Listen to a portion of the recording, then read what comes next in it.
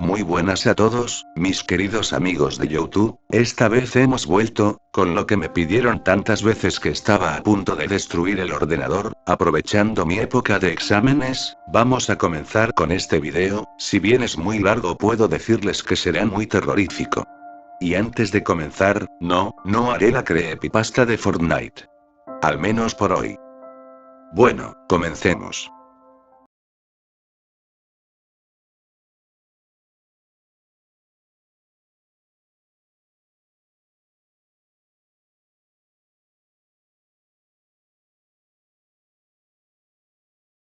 The Costume. El 24 de noviembre de 2005 sucedió un hecho impensable en Disneyland. Era un día normal en este parque de atracciones lleno de maravillas. Las familias estaban dispersas por todo el parque, los gritos de felicidad de los niños hacían una canción y las mascotas de Disney vagaban alrededor de ellos, posando para sus fotos. De un minuto al otro, la magia de Disneyland se hizo añicos mientras una llamada desesperada inquietaba a la multitud. James. ¿Dónde estás? James. James. Gritaba una madre que corría alrededor de la calle principal. Otras madres acercaron a sus hijos a ellas en lo que la mujer pasaba cerca, su voz contagiaba el pánico. Cuando ya lágrimas rodaban por sus mejillas apareció la seguridad parque. Se hizo un anuncio por el intercomunicador para buscar a James, junto con la descripción de lo que llevaba puesto. El muchacho no aparecía ni tampoco alguien con información. Fueron solo unas pocas horas después cuando volvió el caos. Ronnie. Ronnie. ¿Dónde estás, Ronnie? El mismo horrible escenario. Una madre corría llamando a su hijo y preguntando a la gente si lo habían visto. El padre del niño la perseguía, rogándole que se calmara y tratando de asegurarle que lo encontrarían. Por supuesto que otro anuncio fue hecho sobre Ronnie, pero nadie se acercó con información sobre su paradero. Así, ya 2 niños habían desaparecido el mismo día, había que hacer algo. La seguridad en el parque puso guardias extras cerca de prácticamente todas las atracciones del parque. Revisaron el metraje de las cámaras de vigilancia, pero no se veía nada raro. La gente de siempre que compra las gafas de solo Mickey Mouse caminando por ahí con unos cuantos niños. Un guardia llamado Caleb estaba de pie fuera de un juego cuando un niño de no más de 6 años se le acercó. Yo sé lo que le pasó a ese chico, le dijo al guardia. ¿En serio? El guardia de seguridad no sabía qué pensar. Probablemente no había visto nada importante, pero sentía que valía la pena escucharlo. El chico asintió, vi a Ronnie, me regaló un globo cuando el mío hizo boom. Un rato después lo vi con Mickey Mouse, estaba siendo malo con Ronnie. Mickey se lo llevó, Mickey, dijo el guardia. Estaba confundido. ¿Cómo puede un niño pensar que Mickey Mouse estaba tratando mal a los niños? Sí, Mickey Mouse se llevó a Ronnie. Se llevó al niño de polera roja también.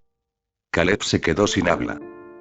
Mientras intentaba pensar qué decir, los padres del niño llegaron agitados y lo alejaron un poco, regañándolo de que fuera cuidadoso alrededor del parque y le agradecieron al guardia de seguridad por encontrarlo. Y tan rápido como había aparecido el niño, se había ido. El guardia de seguridad se quedó pensando, no sabía si debía reportar esa información, pero no era capaz de quitar aquella idea de su mente. Esperó hasta el término de su turno y fue a la sala de seguridad, donde podría ver las grabaciones de las cámaras de vigilancia. Pidió a la gente que trabaja allí que lo ayudaran a revisar material de archivo y buscar específicamente a Mickey Mouse, en la hora aproximada en que el primer niño había desaparecido. Rebobinaron las cintas, los ojos del guardia se movían de una pantalla a la siguiente, concentrado en su objetivo. Ya se estaba agotando en la búsqueda hasta que finalmente lo vio. Pause en el vídeo. Todos en la sala miraban el monitor. Mickey Mouse y un niño pequeño caminaban de la mano hacia la habitación de mantenimiento, en lo que parecía ser Tomorrowland, cerca de la Space Mountain. El niño parecía confundido, tal vez con un poco de miedo, no se lograba vislumbrar. El resto no lo encontró gran cosa, pero el guardia decidió revisar el lugar antes de ir a casa. No podía olvidar la expresión solemne de aquel niño y lo que había dicho acerca de Mickey Mouse. Solo en caso de que algo sucediera, tomó su radio y sus llaves. Acercándose a Tomorrowland, se encontró con el Space Mountain. Logró ver una puerta oxidada, que llevaba a la sala de mantenimiento, por el costado de la atracción, casi escondida detrás de unos cubos de basura. Empujó los botes de basura a un lado y sacó sus llaves, esperando encontrar una que la pudiese abrir. Se demoró pero encontró una llave en su manojo, casi igual de oxidada que la puerta, y así se las arregló para abrir la puerta. Resultó que la puerta llevaba a un antiguo túnel de mantenimiento. Las luces estaban apagadas y aunque intentó encender el interruptor cerca de la puerta, la habitación permaneció a oscuras. El vago eco de un correteo de ratas a través del cuarto asustó al guardia, ni siquiera podía verlas. Para su mala suerte, no había pensado en traer la linterna. De repente, su mano voló hasta su nariz. Dios. ¿Qué era ese olor tan horrible? Olía a setas envenenadas o a carne podrida e infestada de gusanos. Trató de no respirar, pero el olor ya estaba en su nariz, aún así dio un paso más en la habitación. La única fuente de luz era la puerta, que claramente había dejado abierta. Esperaba que los huéspedes no pudieran oler lo que él. Frente a él estaba una perfecta oscuridad. Entrecerró los ojos y esperó a que se acostumbraran a la falta de luz.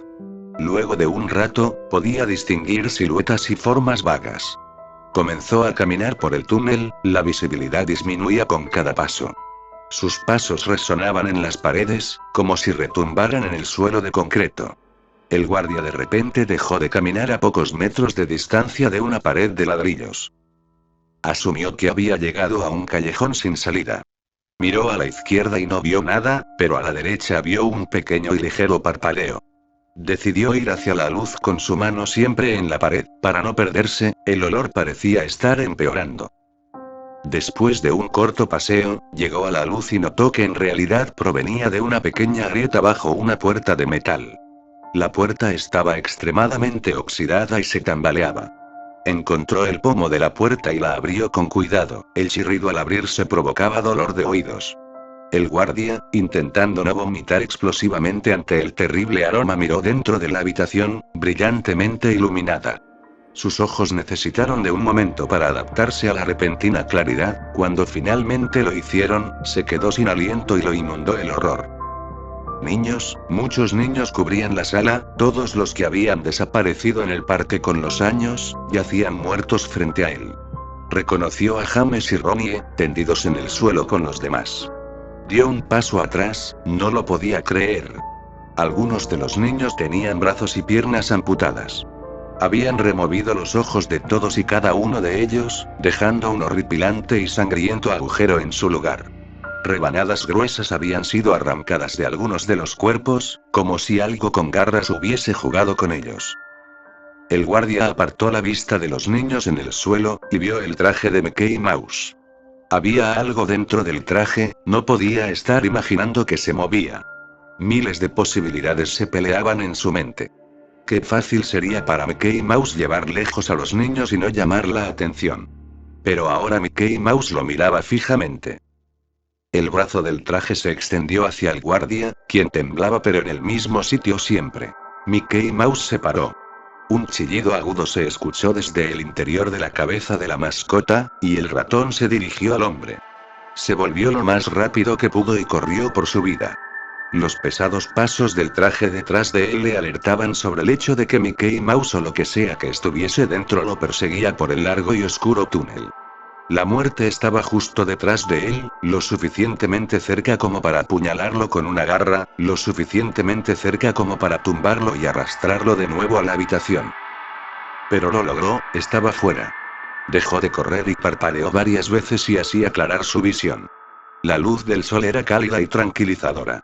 Se volvió a mirar a la sala de mantenimiento, la luz del sol había detenido a la cosa en el disfraz, pensó. Cerró la puerta para asegurarse de que la cosa no saliese. Suspiró profundamente. Estaba a salvo. Corrió a través del parque de nuevo a la sala de seguridad. Les dijo a los otros guardias que lo siguieran y que llevaran sus armas. Su tono fue tal, que no le pidieron explicación alguna, lo siguieron de vuelta al túnel de mantenimiento. Encontraron a los niños, todos esparcidos por el suelo de cemento frío, amontonados unos sobre otro. Eran demasiados, todos se angustiaron ante la escena. Un traje de Mickey Mouse cubierto de sangre también yacía en el suelo, justo al lado de los niños, como si con eso dijera que él siempre estaría allí. Caleb fue el único que miró hacia atrás. En la oscuridad del túnel, mientras los otros aún estaban sacando a los niños, vio el pequeño par de ojos sangrientos parpadeando dentro del túnel una última vez antes de desaparecer en la oscuridad. Fuera lo que fuese, no era humano. Tratando de pensar en la opción de que estuviese todo en su imaginación, volvió a la sala. Los otros guardias estaban en silencio, todos los ojos fijos en las manchas de sangre que de pronto aparecieron en las paredes. Deletreaba un mensaje simple, una clara amenaza hecha por algo de una procedencia no tan clara. Aún queda espacio para ti. El túnel de mantenimiento fue destruido, la puerta enterrada detrás de un muro de hormigón. Space Mountain estuvo cerrado por unos días y luego todo volvió a la normalidad. El guardia, sin embargo, renunció. Se prometió nunca volver al parque. Quizás por eso fue que nunca tuvo hijos. Aún siente que esos ojos lo siguen, no está muy seguro de qué está esperando para llevárselo y ha pensado en acabar él mismo con la espera. Ya no estará en el traje de Mickey Mouse, pero sabe que está allí afuera, oculto tras un disfraz y hambriento, muy hambriento.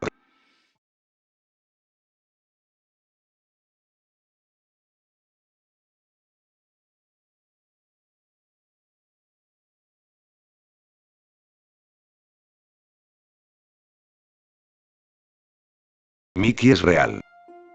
Cuando fuimos invitadas a participar de un recorrido por unas instalaciones de Disney en nuestro país, Lucía y yo nos sentimos realmente emocionadas. Desde pequeñas nos habíamos sentido atraídas por sus icónicas animaciones, y la oportunidad de dar un paseo por viejos y nuevos estudios nos había dejado sin habla. Sin embargo, lo aceptamos sin dudar, y nos dirigíamos hacia allá en tren cuando pudimos ver una porción del sitio. Ciertamente no se trataba del lugar donde todos trabajaban, porque la fachada revelaba que estaba abandonado, muchas paredes estaban a punto de caerse, el techo tenía agujeros por doquier, y las ventanas tenían tanta suciedad que era imposible ver a través de ellas. Sin embargo, también estaban tapiadas.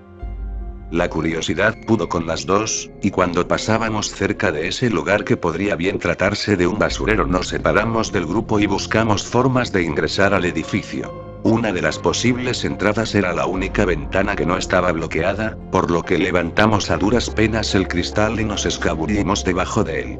Sin duda, no era un estudio porque no tenía nada de estudio, y quizá era el lugar donde fabricaban muñecos de exhibición y cosas así. Estuvimos rondando un rato antes de darnos cuenta de que allí no había nada de interesante. Rezamos para que nadie se hubiera percatado de nuestra ausencia, mientras intentábamos colarnos nuevamente por el ventanal. Lucía aplastó un par de cajas, que hicieron mucho ruido al caer, y se mostraron una serie de CDs polvorientos dentro de ellas. Muy a regañadientes logramos sacar los discos, y varios insectos recorrieron nuestras manos en el intento, pero el resultado fue exitoso.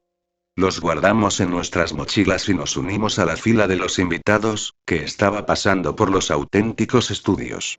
Duró menos de lo que esperaba, pero mi amiga y yo volvimos a casa muy agotadas. Mientras estábamos pensando en el contenido de los CDs, Lucía dijo: «Cassandra, ¿te apetece que los probemos?». En aquellos momentos podría haber imaginado cualquier resultado menos el que sucedería posteriormente. Sin embargo, contesté asintiendo con la cabeza y fui yo misma quien introdujo uno a uno los CDs en el reproductor del PC de Lucía. La gran mayoría estaban demasiado dañados como para poder ver algo en ellos, pero casualmente nos encontramos con uno que decía simplemente Mickey.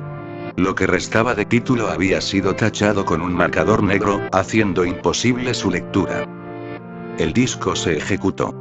Dentro contenía un archivo de vídeo, simplemente titulado MP4. Lo iniciamos y al instante se mostró en pestaña una extraña presentación, con una anormal baja calidad ya que para ser CD, no debía haber sido fabricada hacía mucho, con las caras de Mickey y Minnie, acompañados de la música de un arpa.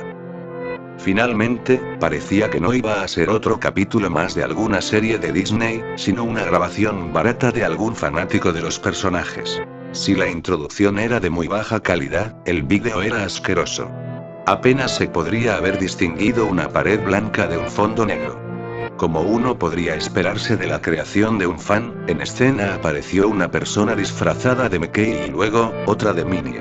El audio estaba prácticamente roto, así que era imposible escuchar la conversación que tenían. Riendo por lo bajo, Lucía y yo presenciamos lo que parecía ser una pelea entre los dos ratones, y cada cual se iba por su lado, Minnie a su cuarto, y Mickey al jardín.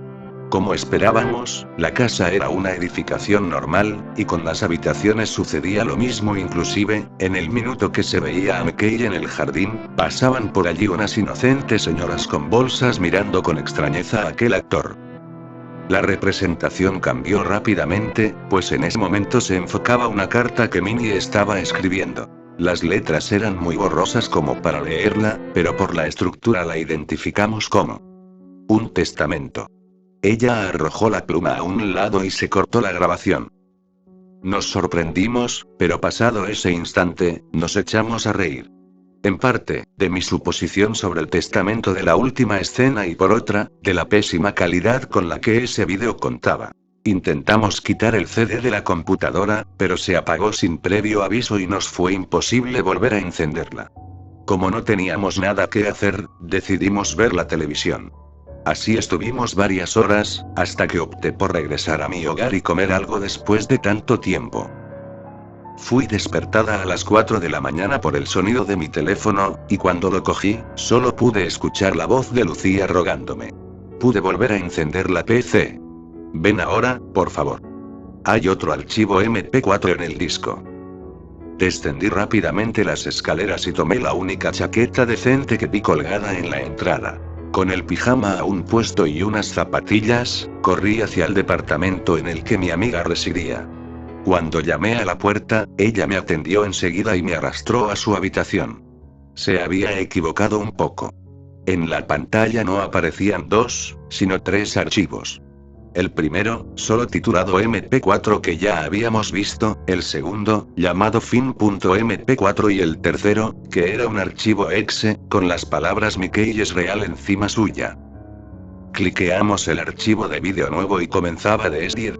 Mickey se encontraba buscando a Minnie por un lado, por lo que pude adivinar, cercano a la vivienda de la primera grabación. Pero no encontraba a su amada, y parecía que se lamentaba por la pelea que había tenido. Por sobre el distorsionado audio pudimos escuchar un débil llanto. Entonces llegó el pato Donald y conversaron por unos pocos minutos. Lentamente, las voces comenzaron a aclararse y los constantes ruidos se callaron.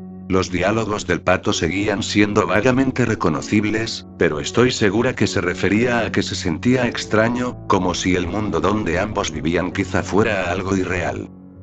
La melodía de un triste arpa, que se había quedado rezagada en el primer vídeo, volvía con más intensidad en el instante que ambos personajes encontraban lo que buscaban a Minnie, flotando sobre el agua, con varios instrumentos, cuchillos, sogas, desperdigados sobre la orilla. El ratón logró acercarse un poco antes de asestarle un golpe al cadáver, y que se cortara la escena por un error de la cámara. Antes de que esta finalizara, pudimos ver a una familia inocente que pasaba por allí, horrorizada. El siguiente cortometraje mostraba a Mickey sentado en una silla de cuero negro, cruzado de piernas. La escena no encajaba con la sonriente cara del disfraz, que se notaba mucho más arruinado que antes. Un líquido extraño había sido puesto sobre los ojos a modo de lágrimas. Una única luz proveniente del techo alumbraba esa parte de la habitación, que era el suelo blanco. Poco a poco, el personaje se levantó, revelando que detrás de sí tenía unos pedazos de cartón escritos con marcador azul. Comenzó a recitar lo que parecía ser un guión escrito allí, y era algo parecido a esto. Lo que has visto fue la causa. Como me ves a mí, fue el efecto. Lo que te pasará a ti, es la consecuencia. Has visto a las personas que contemplaron con asombro lo que le sucedió a Minnie. Todo parecía muy real, ¿verdad? Entonces, ¿por qué no puede serlo? Soy una ilusión, soy parte de una grabación, pero ¿eso significa que no pueda ser real? Ahogué un grito, y Lucía salió disparada hacia atrás por el terror cuando la estática produjo un sonido escalofriante.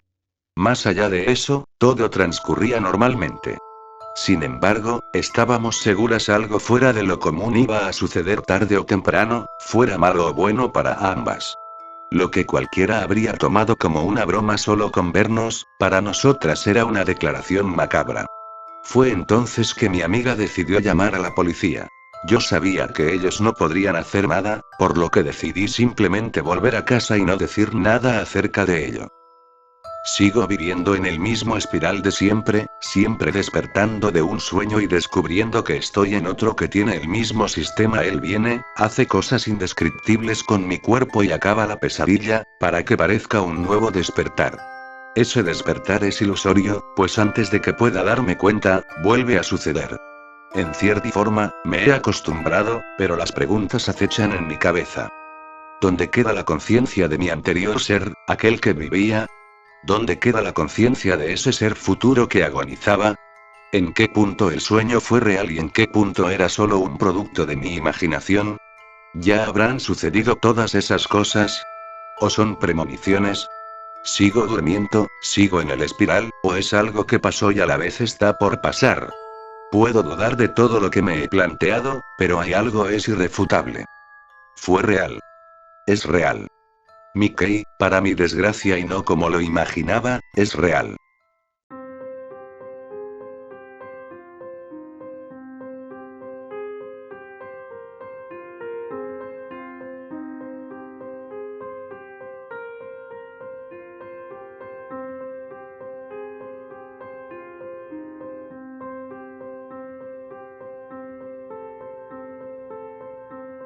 El show M. Cuando tenía 9 años, recuerdo que tenía un show de televisión favorito. Tenía actores humanos y actores en botargas de animales con segmentos educativos entre cortes. No quiero mencionarlo porque era un show muy bueno y este acontecimiento no es culpa del show. Solo lo llamaré el show M. El show M llevaba años transmitiéndose y yo había estado viéndolo desde que recuerdo. Siempre me sentaba, justo después de la escuela con mi hermana mayor Scarlett y mi mejor amiga Brandy, quien vivía en la casa de al lado.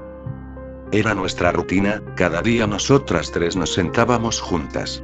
Con dulces, si nuestras madres lo permitían, o si no con manzanas y uvas. Y durante las pausas conversábamos y chismeábamos sobre hechos importantes en nuestras vidas.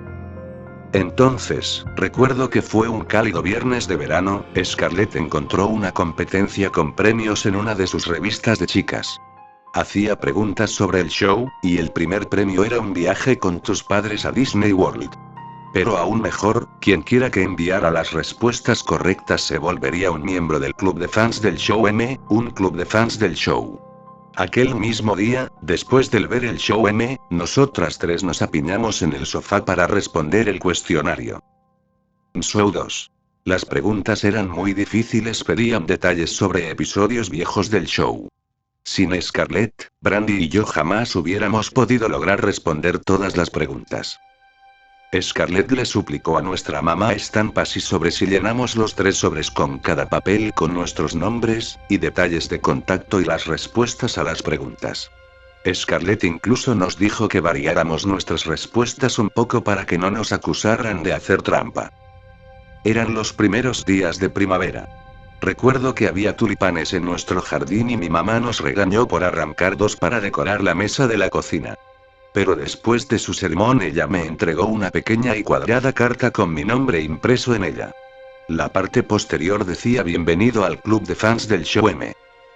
Las cartas fueron enviadas y cada día nos apresuraríamos al buzón de correos para conseguir nuestras insignias del club del show M. Cuando la primera nevada comenzó a caer, dejamos de revisar el buzón. Brandy seguía apasionada sobre el show y lo miraba todos los días, pero Scarlett perdió interés.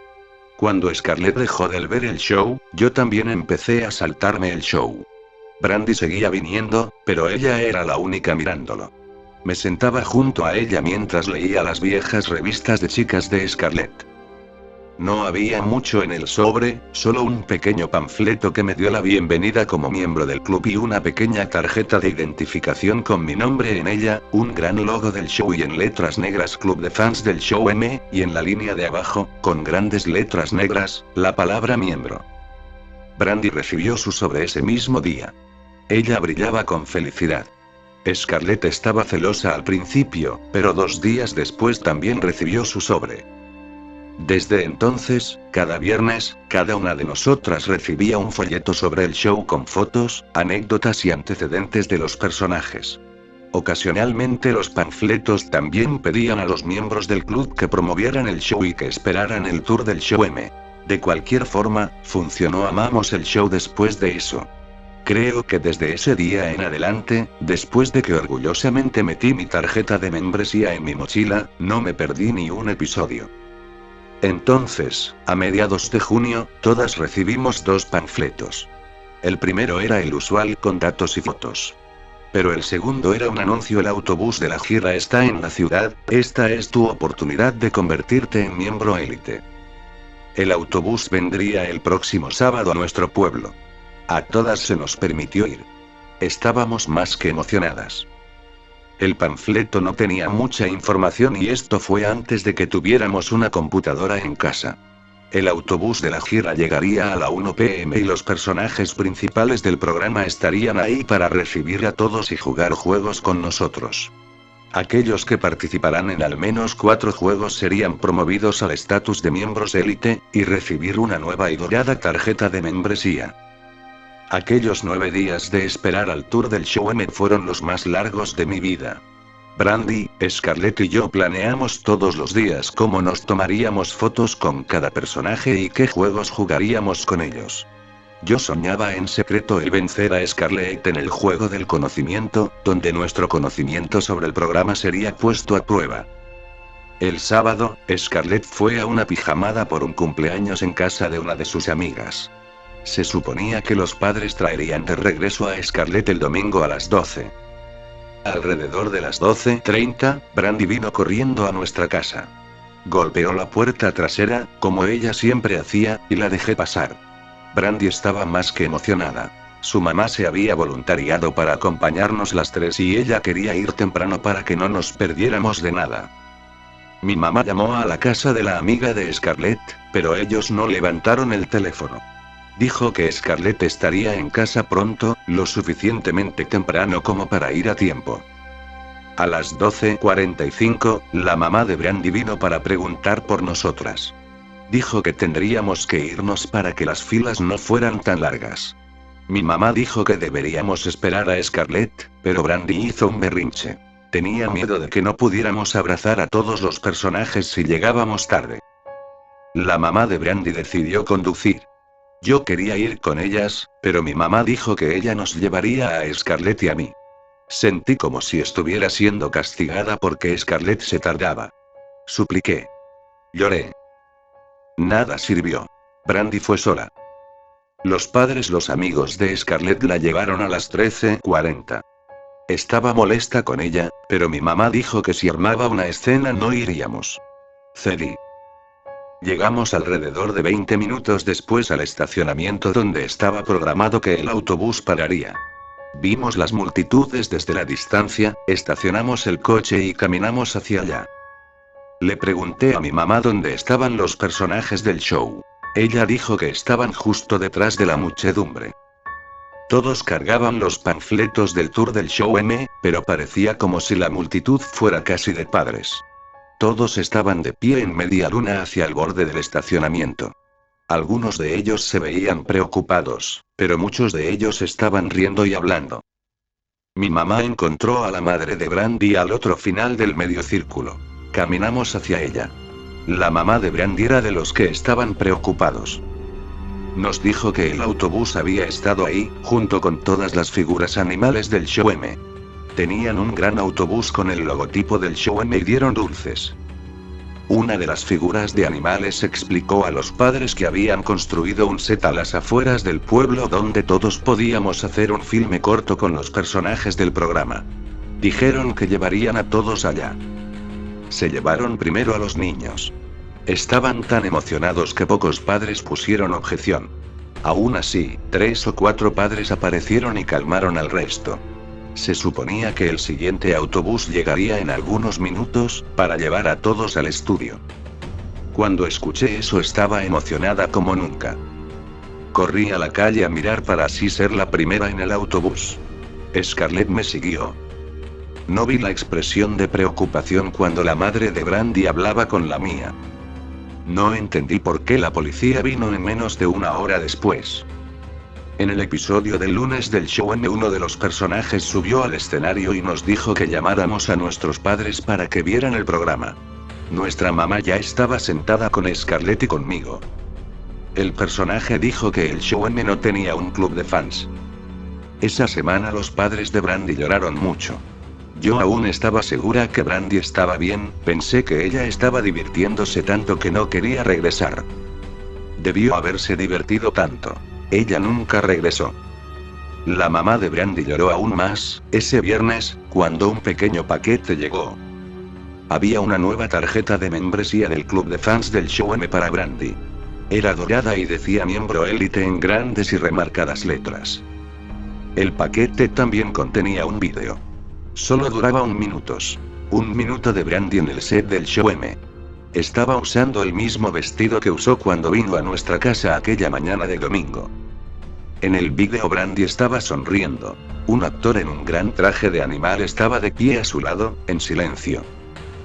Hola mamá, me gusta mucho estar aquí, dijo Brandy. De verdad deseo que estés aquí, entonces rió. Lamento que los otros se atrasaran. Estoy segura que también les hubiera gustado.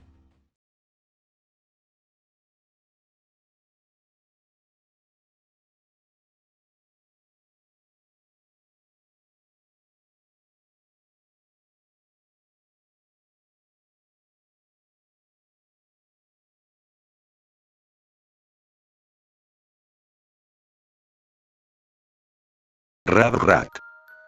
¿Has oído hablar de Pesadilla? Al igual que muchos otros juegos en los años 90, venía con una cinta VHS con el juego. El personaje en el vídeo te daba instrucciones sobre qué hacer mientras jugabas el juego en tiempo real. El juego era de terror, por lo que me negué a jugarlo cuando mi mamá lo compró para nosotros. Mi hermano estaba decepcionado por no poder jugar Nightmare, pero mi mamá tenía una solución. Se fue a comprar el juego Rat Rap. Era algo barato, sucio y poco vendido a niños de mi edad, le dio la vuelta al estuche del juego, este decía queso recogido, el primer jugador en llegar a la final ganara. Parecía bastante simple, y ya que nos recuerda al Mousetrap no hubo objeciones. Nos fuimos a la cinta en el VHS y a configurar la tarjeta. La primera parte del vídeo era una simple explicación de las normas, así como instrucciones sobre cómo funcionaba el juego. Luego, Rat Rap llegó a la televisión. No es lo que ninguno de nosotros había estado esperando. Mi hermano menor, que solo tenía 3 años en ese entonces, dejó al instante la habitación llorando. La rata ni siquiera se parecía a una rata. Las orejas eran demasiado grandes. Tenía una boca alineada con 2 dientes, y el interior de la boca parecía casi hinchado. La parte más sorprendente de la cosa, sin embargo, eran los ojos. Eran grandes, vidriosos, similares a los peces.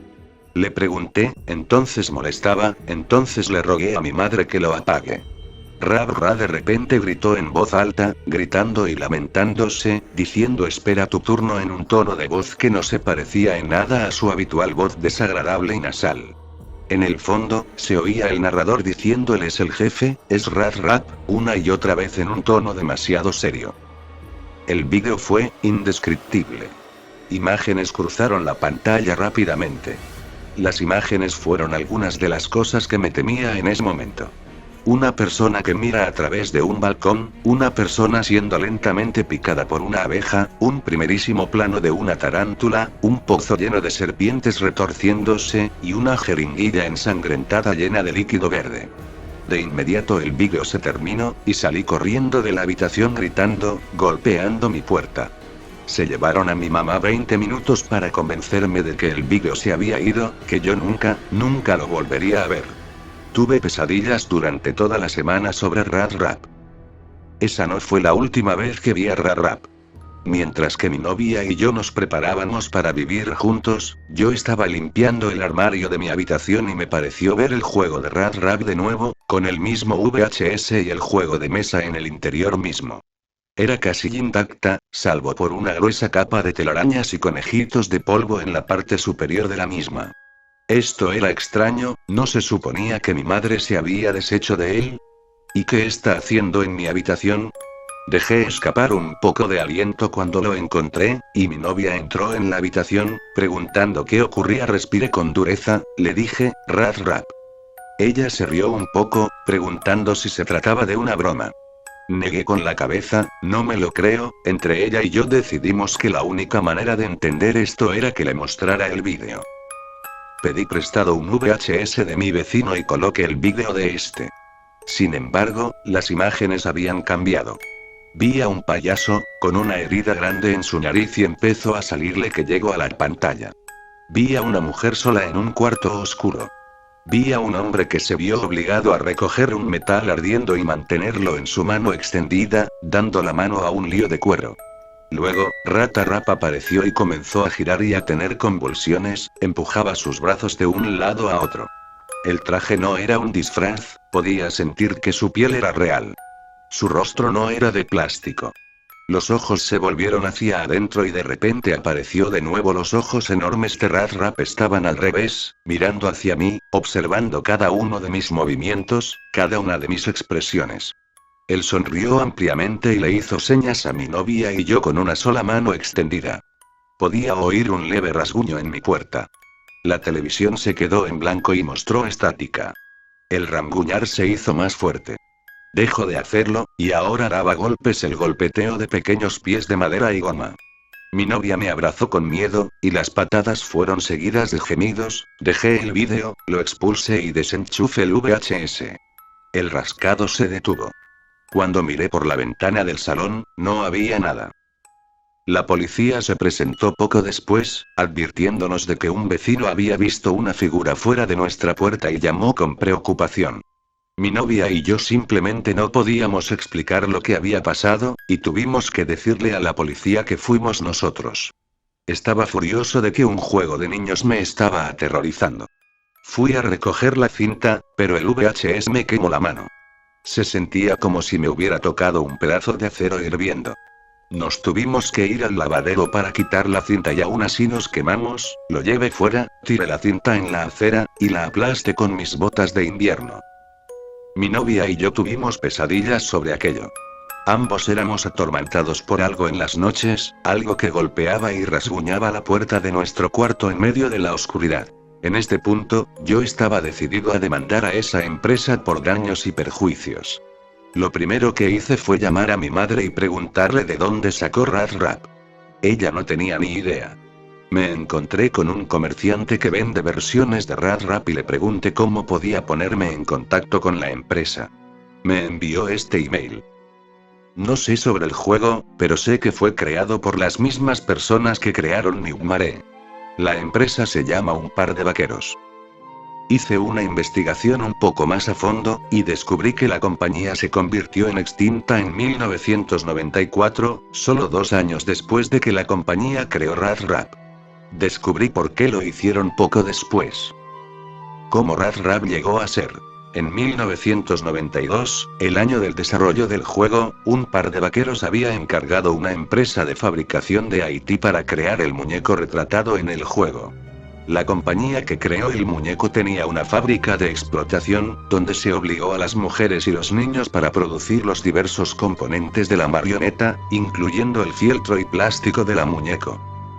Un día, una niña haitiana joven consiguió su brazo atrapado en la máquina de coser industrial. El muelle de cargador, incapaz de soportar el peso de la máquina, se soltó y golpeó el cuello de la niña, matándola instantáneamente. Pocos días después del funeral, la madre del niño volvió a la fábrica, exigiendo ver al dueño, quien negó que tuviera algo que ver con eso.